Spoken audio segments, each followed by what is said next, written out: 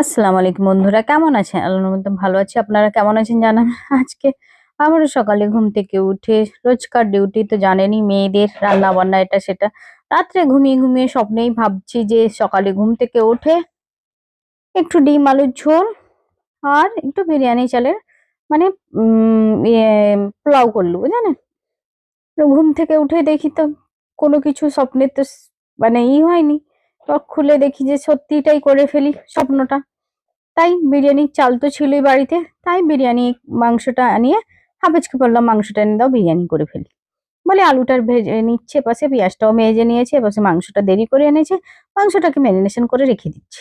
কেননা মাংসটা দেরি করে এনেছে মানে দেরি করে আজ রান্নাটা হবে, বিরিয়ানি করতেই তো দেরি হবে, কিন্তু তাড়াতাড়ি করলে হবে না এক পাক।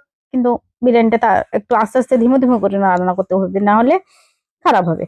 এই জন্য সব মশলা সবকিছু ঘরে সবকিছু মশলা দিয়ে টক দই দিয়ে মাংসটাকে একটু তেল দিয়ে মাখিয়ে রেখে দিচ্ছি, ম্যারিনেশন করে করে রেখে দিচ্ছি। তারপর পেঁয়াজটাকে লাল করে মাংসটা তুলবো। তা এখন মাংসটা এই বসিয়ে দিই।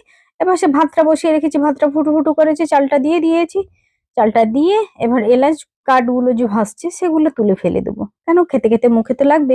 আর পাশে মাংসটাও চড়িয়ে দিয়েছি। মাংসটা চালটা খুবই দারুণ, কিন্তু শক্ত শক্ত চাল আছে। আমি বলছি না, এখন করা যাবে না। তারপর বিরিয়ানি সাজাবো বলে টমেটোটাও কেটে রেখে দিচ্ছি আগে থেকে।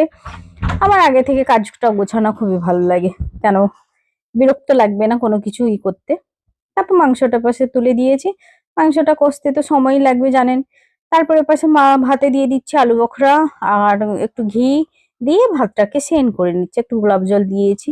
তারপর ভাতটা হয়ে গেলে ভাতটা হয়ে মাংসটাও হয়ে গিয়েছে। আর শর্টসের যতটা শর্ট ভিডিওতে যতটা দেখাবার থাকে আমি ততটাই দেখাতে পারি, বেশি দেখাতে পারবো না পুরো ভিডিও। তাই একটু একটু করে ক্লিপগুলো তুলেছি।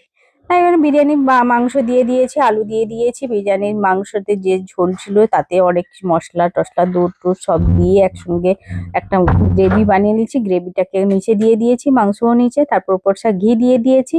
ঘি দিয়ে বিরিয়ানির মশলা দিয়ে পেঁয়াজ দিয়ে একটু জাফরান দিয়ে তারপর একটু টমেটো দিয়ে সাজিয়ে দেবো বিরিয়ানিটাকে। এই একে একে করে আমার বিরিয়ানির উপরে টমেটো দিলে আমার কি ভালো লাগে জানেন। আমার দেখতে ভালো লাগে। আমার পাকিস্তানের একটা মেয়ের ব্লগ দেখি তো আমার খুব ভালো লাগে। ওনার আমি সব ব্লগই দেখি। আমার ওনাকে খুবই ভালো লাগে। তাই ওনার ইত্যে আমি করি।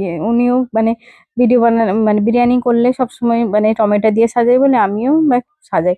তো অবশ্য রায়তাটা বানিয়ে নিয়েছি। রায়তাতে তো বিরিয়ানির হাঁড়ি খুলে দেখি খুব সেন, খুব স্মেল দিচ্ছে। আমি বলছি, তাহলে চলো গোসলটা করে এসে মা বেটা তিনজন ভাত খাবো বলে এবার ভাতটা বের করছি, বিরিয়ানিটা বের করছি। বিরিয়ানিটা বের করে মা বেটা তিনজন খেলাম, এনজয় করলাম। মিনি ব্লগ একটা ছোট্ট শেয়ার করলাম। সবাই ভালো থাকবেন, সুস্থ থাকবেন। আল্লাহ হাফেজ।